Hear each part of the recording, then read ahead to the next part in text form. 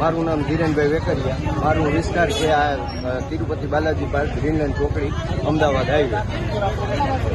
સમસ્યામાં બેન એવું છે, અહીંયા અમારે પહેલાં તો ટ્રાફિકની સમસ્યા તો રહે જ છે, પ્લસમાં અત્યારે આ ટીપીની જગ્યા ઉપર અહીંયા કેનાલ બરોબર, આ કેનાલ ઉપર અત્યારે બાંધકામ કર્યું.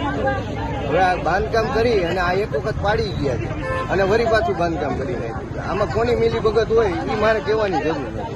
બીજા નંબરમાં અમારો મત વિસ્તાર ભાજપનો છે બરાબર, છતાંય અમારી ઉપર આ થોડું અમથું બાંધકામ માટે થઈ અને અમારા 18 મીટરના રસ્તાને દબાવી દેવાનું કારણ શું એ અમને નથી ખબર, પણ આ રીતે અમને નાની રીતે આ બધી વસ્તુથી અમને કાયદેસર દબાવવામાં આવે છે. બીજા નંબરમાં એક આ જે કાર્યકરો હોય આ તે બધા હોય બરાબર, અમારી રજૂઆત અમારા ઘર પાસે થાંભલો હોય ને પીજીવીસીએલનો તો એ બદલતો નથી. અમારે 17 વખત રજૂઆત કરવી પડે અને કોર્પોરેટરને કે આ તે ગમે રાજકીય વ્યક્તિને ફોન કરવો પડે, ત્યારે અમારે પૈસા ભરીને બદલાવે.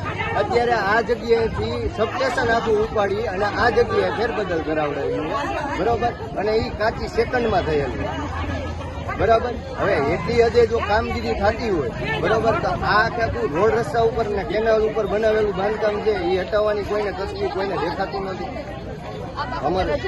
અમારી રજૂઆત થયેલી છે. બીજા નંબરમાં કે આ લગભગ એક મહિના પહેલા બરાબર, 1 મહિના પહેલા અમે આ આગળનો હાઈવે છે ને એ ચક્કાજામ બંધ કરેલો હતો બરાબર.